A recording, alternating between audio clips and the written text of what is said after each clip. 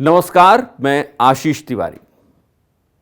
रतन टाटा नहीं रहे, ये सुनने के बाद एक बारगी हर भारतीय को ऐसा लगता है जैसे उनके घर का ही कोई इस दुनिया से चला गया हो। इस देश में बहुत से लोग ऐसे हैं जो न कभी रतन टाटा से मिले और न ही उनसे उनका कोई सरोकार रहा होगा। लेकिन आखिर ऐसा क्यों है कि रतन टाटा के निधन पर ऐसे लोग भी दुखी हो रहे हैं? दरअसल रतन टाटा की कमाई यही लोग हैं। रतन टाटा के न होने से भले ही देश न तो रुकने वाला है और न ही इस देश की बड़ी आबादी के घर में कोई परेशानी खड़ी होने वाली है, लेकिन रतन टाटा के न होने से उनके मन का एक कोना जिसमें रतन टाटा रहते थे वो अब हमेशा के लिए खाली ही रहने वाला है। 86 साल के रतन टाटा के निधन पर यह देश उसी तरीके से रो रहा है जैसे उनके घर, आसपास या फिर करीबी की ही मौत हो गई हो। आमतौर पर किसी बिजनेसमैन के निधन पर देश के आम नागरिकों का इस कदर दुखी होना इससे पहले देखा नहीं गया है। हमें लगता है कि भविष्य में भी देखा जाएगा, ऐसा शायद ही होगा। याद करिए तो आपको समझ आएगा कि इस देश में रतन टाटा हो पाना कितना मुश्किल होता है, वो भी तब जब आप बिजनेसमैन कैटेगरी से आते हों, जब आपकी कंपनी की बैलेंस शीट में हर साल नफे और नुकसान का हिसाब किताब होता हो। ऐसे हालात में कभी बेईमानी के बारे में सोचना भी नहीं और ईमानदारी की मिसाल बन जाना कितना मुश्किल होता होगा।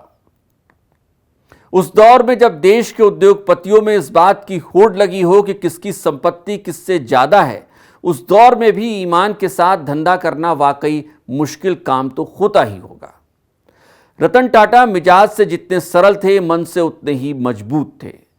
बताते हैं कि 90 के दशक में जब टाटा मोटर्स के यात्री वाहनों का बिजनेस नुकसान में जाने लगा तो रतन टाटा ने इसे बेचने का मन बना लिया।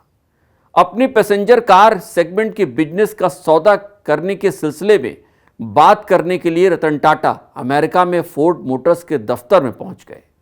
वहां फोर्ड मोटर्स के सर्वे सर्वा बिल फोर्ड ने रतन टाटा का लगभग मजाक उड़ाते हुए उनसे कहा कि तुम पैसेंजर कार बिजनेस के बारे में जानते ही क्या हो। कहते हैं कि रतन टाटा को यह बात अंदर तक इतनी चुभ गई कि वो वापस चुपचाप देश में लौट आए। रतन टाटा बिना सौदा किए भारत वापस लौटे और अपने पैसेंजर कार्स के बिजनेस पर फोकस करना शुरू कर दिया। कुछ ही सालों में टाटा मोटर्स ने लंबी छलांग लगाई और पैसेंजर कारों की वेटिंग की नौबत खड़ी कर दी। हालात ये हुए कि लोग टाटा मोटर्स की नई कार का इंतजार करने लगे। एक तरफ रतन टाटा अपनी लगन और ईमानदारी से अपने बिजनेस को नए मुकाम पर ला चुके थे, तो वहीं दूसरी ओर फोर्ड मोटर्स का हाल खराब हो चुका था। हालात ये हुए कि उन्हें अपना बिजनेस बेचने की नौबत आ चुकी थी। रतन टाटा ने फोर्ड को ऑफर दिया कि वो उनकी महंगी कारों के 2 ब्रांड्स को खरीदना चाहते हैं। फोर्ड कंपनी के चेयरमैन ये ऑफर मिलने के बाद भागे भागे रतन टाटा से मिलने पहुंचे, मुंबई पहुंचे और जगुआर और लैंड रोवर जैसे ब्रांड टाटा को बेच दिए। रतन टाटा ने सादगी और सरलता से अपना मजाक उड़ाने वाले को जवाब दे दिया था।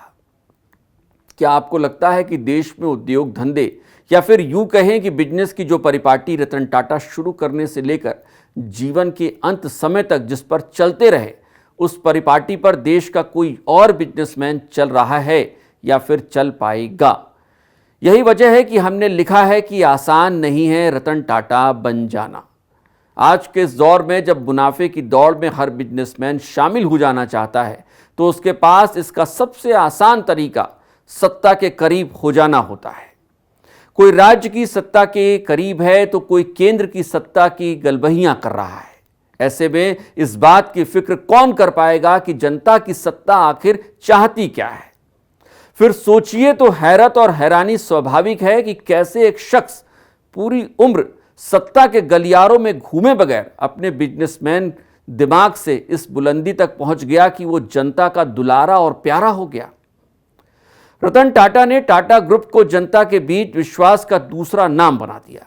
ये काम कतई आसान नहीं रहा होगा। टाटा का स्टील, टाटा का नमक, टाटा की कंसल्टेंसी, टाटा की चाय, टाटा की कार और न जाने क्या क्या।